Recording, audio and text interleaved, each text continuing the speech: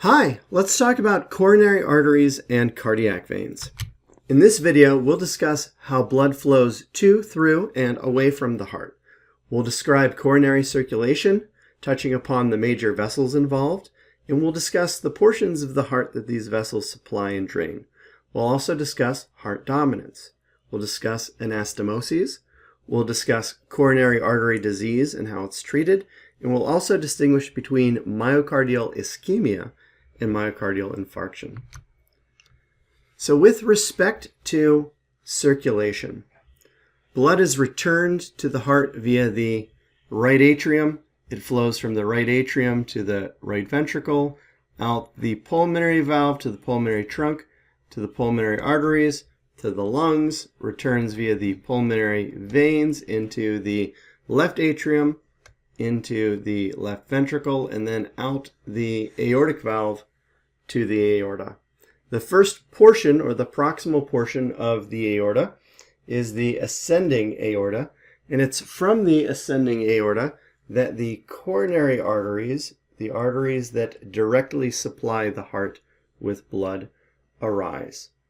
There's also an arch of the aorta and a descending aorta, which has both a thoracic and abdominal part, but these will be discussed in subsequent videos. Now, this is the systemic loop of circulation.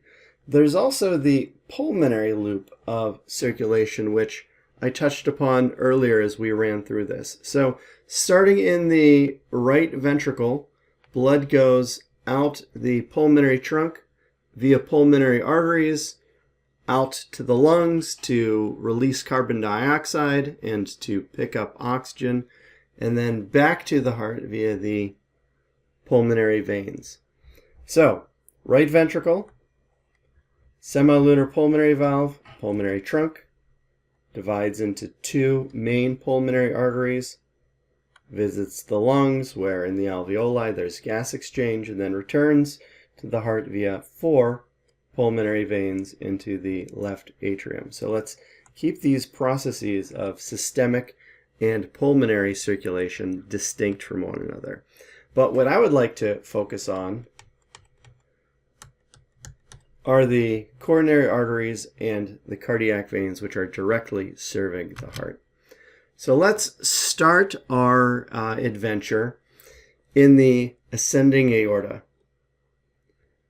So just above the aortic valve, there are three sinuses. There is a right coronary sinus on the right side, a left coronary sinus, and then a posterior or non-coronary sinus. We say non-coronary sinus because this sinus is not involved with either coronary artery. Now in this particular image, the left and right atria are removed, but we can see how the coronary arteries originate in these aortic sinuses, very frequently referred to as the sinuses of Valsalva. And we can see how these vessels travel through the coronary sulcus surrounding the heart. So branches of the right and left coronary arteries will also make use of the anterior and posterior interventricular sulci. So any place that there's a groove on the surface of the heart, this is an opportunity for either a coronary artery or a cardiac vein to travel between the epicardium and the myocardium throughout. Also recall that during diastole, as blood returns back towards the heart, that's what closes these aortic valve cusps and therefore propels blood into the coronary arteries. So the coronary arteries are going to fill during diastole. Now there are two coronary arteries. A right coronary artery that we simply call the RCA, and a left coronary artery that we call the LCA. And there are common branches of both the RCA and the LCA. Now with respect to the RCA, I'll start here. So it's coming off that right coronary sinus. The first major branch is the sinoatrial nodal branch, or the SA nodal branch, which occurs from the right in about 6 out of 10 individuals. In the other 4 individuals, it will typically be a branch of the LCA. Then the RCA continues in the coronary sulcus before giving off the right marginal branch. That right marginal branch is going to follow the inferior border of the heart out toward the apex, but the RCA continues in that coronary sulcus, as we can see.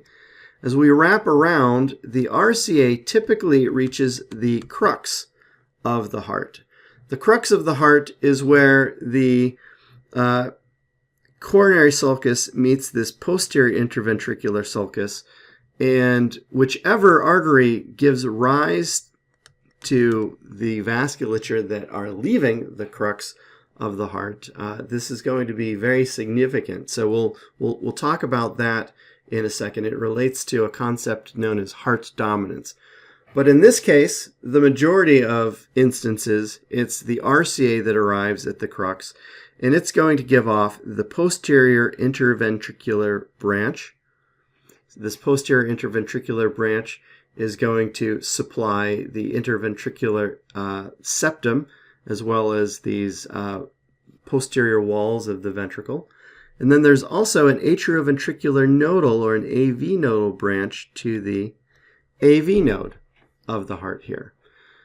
Now, in about 67% of cases, the crux is exclusively supplied by the RCA. In the remaining cases, it's either supplied by the LCA, which would be a left dominant heart, or both the RCA and the LCA, which would be a co-dominant heart, as we'll see. Now, the left coronary artery originates in the left coronary sinus.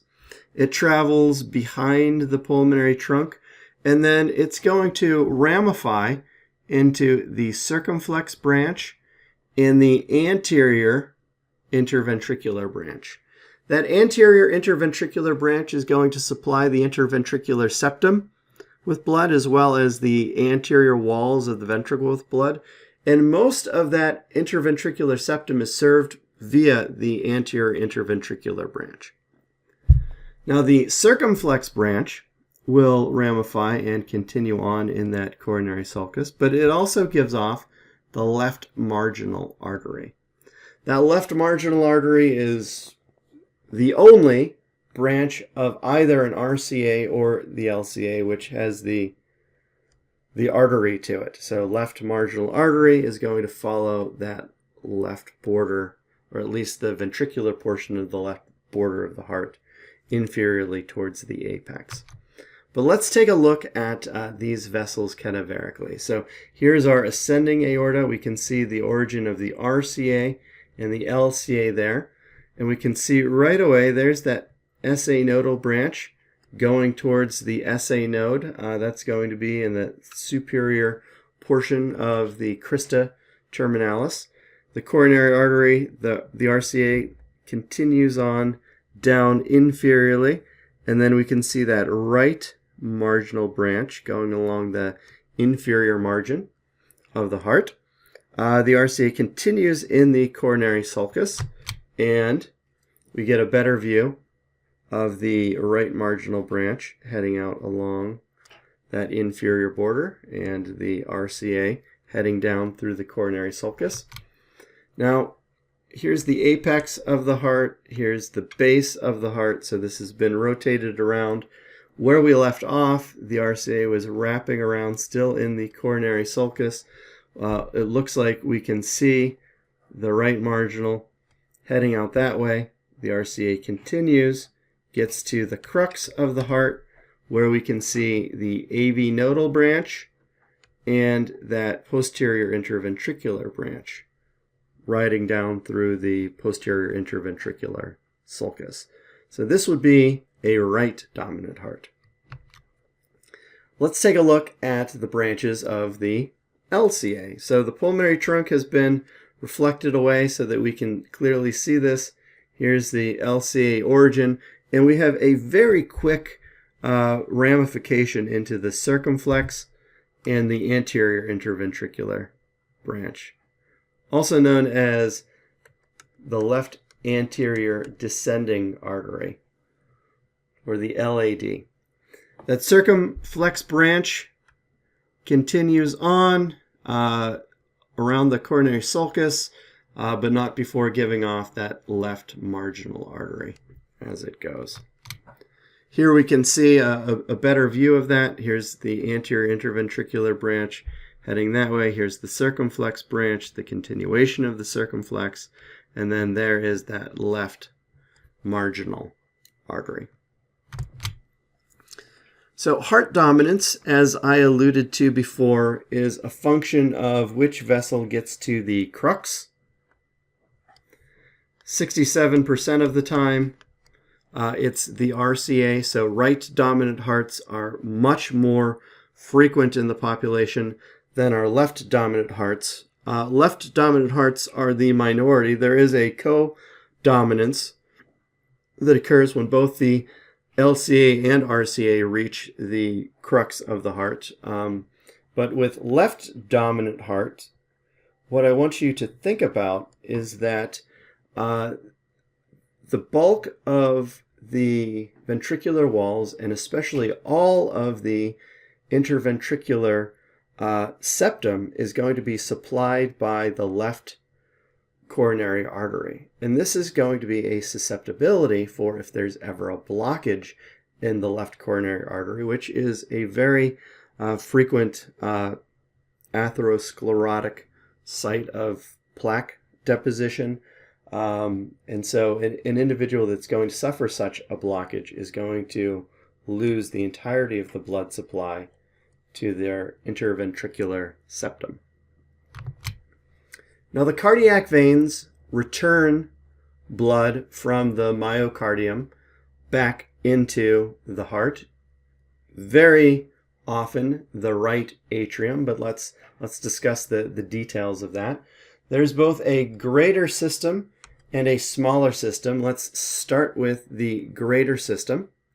The greater system drains into the right atrium through the opening of the coronary sinus. The coronary sinus is the great organizational hub of the greater system. It rests within the coronary sulcus. You can see that. And it largely originates as the great cardiac vein. The great cardiac vein is buddying up with that anterior interventricular vein in the anterior interventricular sulcus before it makes its way up to the coronary sulcus, where it then drains into the coronary sinus. There is also a middle cardiac vein that drains up into this coronary sinus. The middle cardiac vein is buddied up with the posterior interventricular branch, which is in the posterior interventricular sulcus. And then finally, there is a small cardiac vein. The small cardiac vein is paired with the right marginal vein along the inferior border of the heart, and that wraps around, as we can see here, to drain into the coronary sinus. So great, middle, and small all into the coronary sinus, and then all of those into the right atrium. Adding on to this, there are anterior cardiac veins. Anterior cardiac veins drain the right wall of the right ventricle. We can see them here. And they're kind of unique in that there's generally 3 to 5 of these veins. They're going to jump over the RCA and independently drain into the right atrium. They don't drain into the coronary sinus like the great, middle, and small cardiac veins do. So these are very interesting veins. Now, in addition to the greater system, there's also something called the smaller system. The smaller system consists of small or smallest cardiac veins, also known as Thebesian veins. Thebesian veins are named for Adam Thebesius, who first described them in the early 1700s. He was a German anatomist who, in his treatise, described these small cardiac veins. These are veins that directly drain the subendocardial myocardium into various chambers. They're at their greatest density around the right atrium. They're in their least density around the left ventricle. But aside from that, there isn't a whole lot that there is to know about these, the Becian veins. Now, in terms of blood flow, we really enter into some interesting clinical areas. So ischemia is a reduction in blood flow. So myocardial ischemia is when there is some compromised or reduced blood flow to the myocardium. It presents typically, its most common sign is angina pectoris, angina pain of the chest. So this is chest pain. So the heart is a visceral organ, and the body detects visceral pain very differently than it would detect somatic pain. So for instance, visceral pain is conducted through visceral afferent fibers of the autonomic nervous system. And in the case of the heart, these visceral afferent fibers are following sympathetic fibers. So if we follow these fibers back, the input to the sympathetic chain that serves the heart are the levels of T1 through T4 through 5. And so the visceral pain is going to be noticed as referred pain in the regions that T1 through T4 through 5 will serve. The brachial plexus is C5 through T1, so that's going to include a portion of the upper limbs. And then below the brachial plexus, there are no longer plexuses until we get to the lumbar plexus. So for the majority of the sternum, there are just levels. And so that helps to explain why referred cardiac pain is at that level. And it's generally greater on the left-hand side because 2/3 of the bulk of the heart will be on the left-hand side as well. Now, if myocardial ischemia is great enough, or if blood flow is compromised to a great degree, this can lead to a myocardial infarction.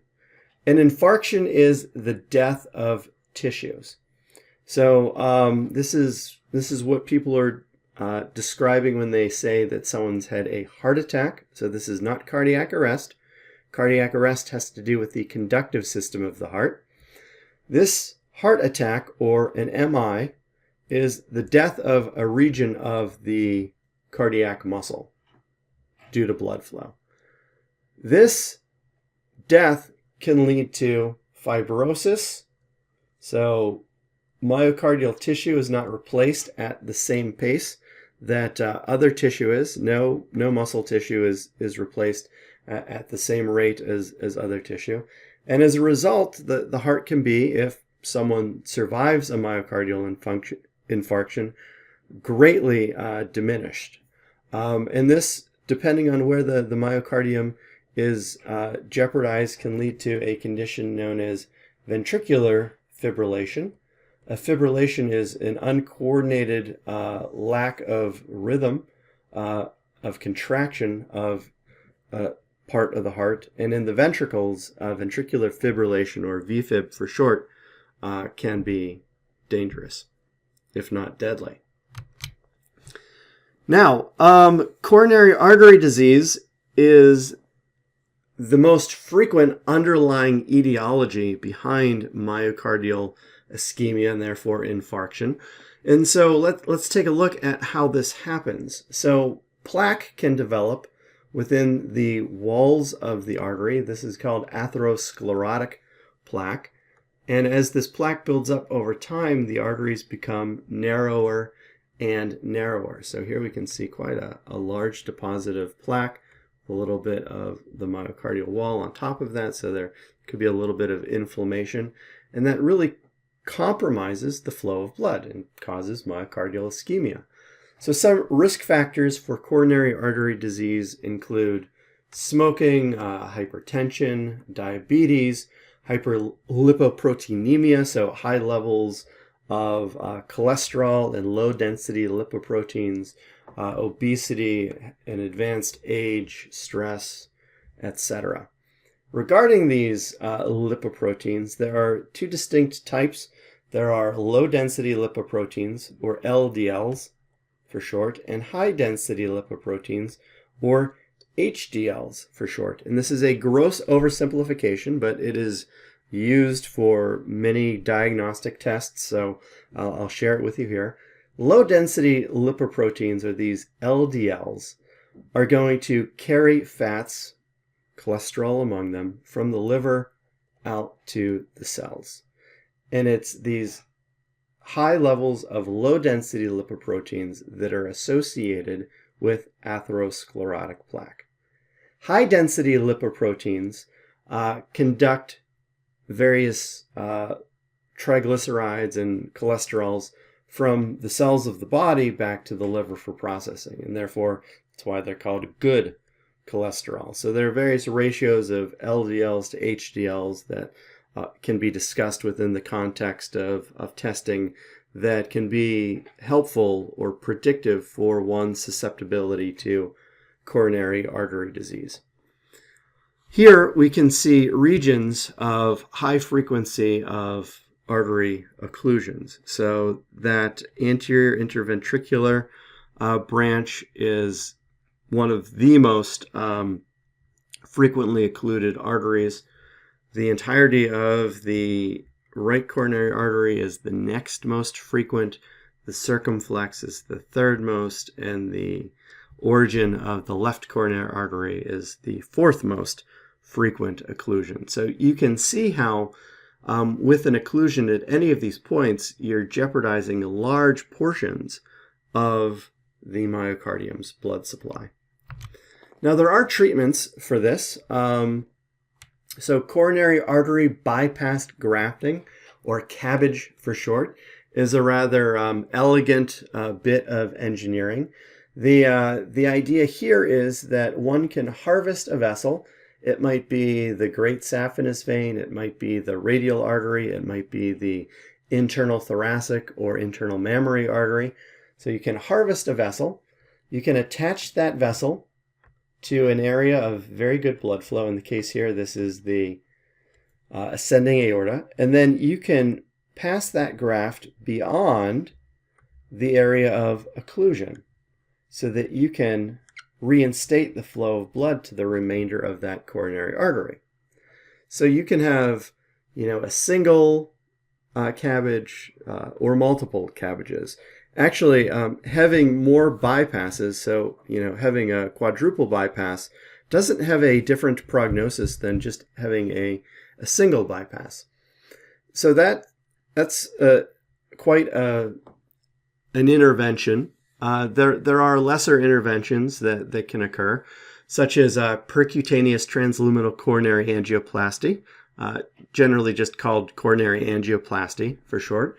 And what happens here is a catheter is placed either in the deep femoral artery, or the femoral artery, or the right or the radial artery, and it's passed up into the coronary arteries, and then a balloon can expand to push the artery open, and in conjunction with coronary angioplasty, a stent can be employed, so they can deliver a stent to that area to help keep patency of that vessel. So that's quite a miraculous intervention for helping to treat coronary artery disease.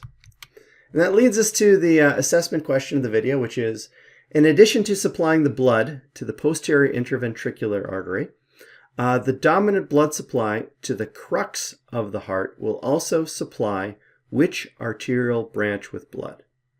So supplying the crux with blood is going to supply the posterior interventricular branch with blood. And which other branch? Is it the anterior interventricular branch, the AV nodal branch, the left marginal branch, the right marginal branch, or the SA nodal branch? Well, the anterior interventricular branch is in the anterior surface of the heart, so that's not going to happen. The AV nodal branch, that's a good candidate. AV nodal and posterior interventricular branches both originate at the crux of the heart, so that sounds like a very good, strong answer to me. Left marginal, no, that's coming off of the RCA and along the inferior border of the heart. I'm sorry, that's coming off of the LCA, where the circumflex, it's a branch of the circumflex branch and goes along the left margin of the heart. Sorry for that.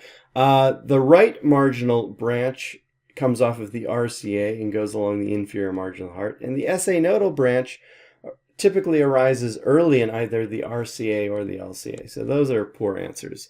The correct answer is AV nodal branch. From the crux of the heart, AV nodal branch and posterior interventricular branches typically originate. So whatever supplies the crux of the heart will supply both of those branches. Thank you very much for your time.